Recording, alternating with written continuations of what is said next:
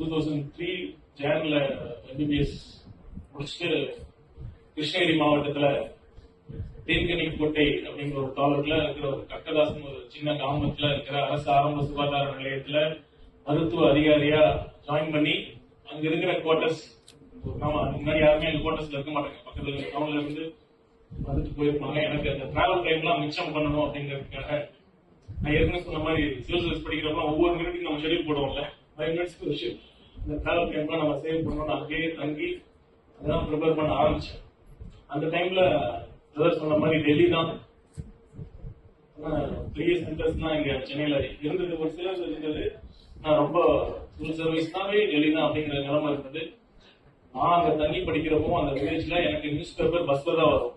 பஸ்ல இருந்து தேன்கனிக்கோட்டையில இருந்து 10 மணிக்கு தான் பஸ்ல கொடுத்து அனுப்புவாங்க. அதே மாதிரி என்னோட நைட் டின்னரும் பக்கத்து அங்க சின்ன கிராமத்துல நைட் ஹோட்டலா கிடையாது, 6 மணிக்கு எழுத்து முடிப்பாங்க. பக்கத்து டவுன்ல இருந்து டின்னரை கொடுத்து அனுப்புவாங்க.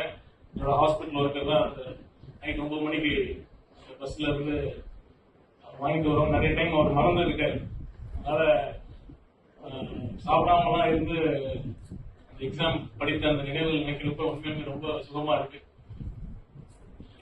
அப்படி படிக்க ஆரம்பிச்சோம்.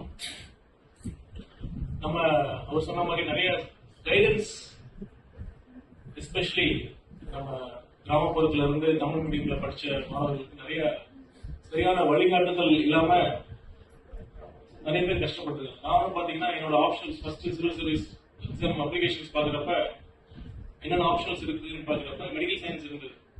நான் சரி நம்ம மெடிசன் ஆச்சு, டாக்டர் ஆச்சு இருக்குன்னு டக்கு உடனே அதை ஃபர்ஸ்ட் ஆப்ஷனா செலக்ட் பண்ணிட்டேன்.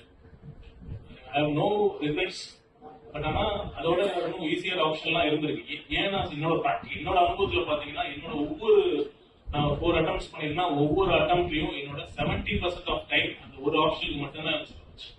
ஏன்னா அவ்வளவு பெரிய வாஸ்ட், மேபி என்னோட மெத்தட் ஆஃப் ரீடிங் அப்படியே என்னமோ தெரியல. ஏன்னா that's vast, fully facts based. இப்போ பப்ளிக் அட்மினிஸ்ட்ரேஷன், இன்னொரு ஆப்ஷன் என்னோட சைக்காலஜி, அதெல்லாம் ஒரு தடவை படிச்சுட்டா ஓரளவுக்கு நம்ம ஐடியா எழுதிடலாம்.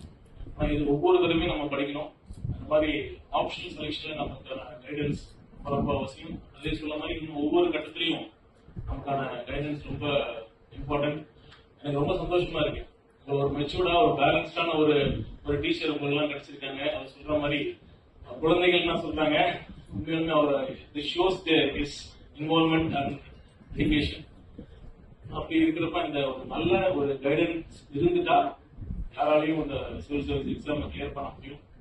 இதுக்கு எப்படி சிவில் சர்வீஸ் எக்ஸாம் எப்படி கிளியர் பண்றதுங்கிற ஒரு செஷனா நான் பார்க்க விரும்பல. ஒன்னே ஒண்ணுதான் நான் சொல்லிக்கிறேன், சிவில் சர்வீஸா இருந்தாலும் சரி, எஜுகேஷனா இருந்தாலும் சரி, ஸ்போர்ட்ஸா இருந்தாலும் சரி, ஜெயிக்கிறதுக்கு சக்சஸ் பண்ணா ஃபர்ஸ்ட் சொன்ன மாதிரி வேல்யூஸ் நான் என்னோட சின்சியரா நான் பிலீவ் பண்றேன். ஐடென்டிட்டியை எப்பயுமே நீங்க இழக்கக்கூடாது. நீங்களா தான் இருக்கணும். நான் சின்ன வயசுல இருந்து என்னோட பிரேயர் ஸ்டார்ட் எப்படின்னு தெரியல, நான் என் ஐடென்டிட்டியை நான் இழக்க மாட்டேன். ஏன்னா ஸ்கூல்ல இருந்து நான் சேலத்துல படிச்சுட்டு சென்னை போனேன். சென்னை மெடிக்கல் காலேஜ் போறப்ப உங்களுக்கு பேரண்ட்ஸ்லாம் ஒரு இது இருக்கும், நல்லா ஸ்கூல் படிக்கிற வரைக்கும் நல்லா இருந்தா ஹாஸ்பிட்டல் போய் கெட்டு போயிட்டான் அப்படிங்கிற மாதிரிலாம் பேச்சுகள் வருவாங்க, பேச்சுலாம் இருக்கும். நான் எனக்குள்ள இருந்த அதுதான் என்னுடைய அடையாளம் தான் இருக்கக்கூடாதுன்னு. அது நவ் ஐம் வெரி கான்ஃபிடன்ட். நான் முன்ன எப்படி இருக்கணும் அதே மாதிரி தான் இப்ப இருக்கேன். இப்ப எப்படி இருக்கணும் அதே மாதிரி தான் கண்டிப்பா எப்பவுமே இருக்கணும். இந்த வேல்யூஸ், இந்த டிசிப்ளின் இருந்தாலே நம்ம எல்லாத்தையும் சாதிக்க முடியும். அப்புறம் அந்த பர்சீவரன்ஸ் தான்.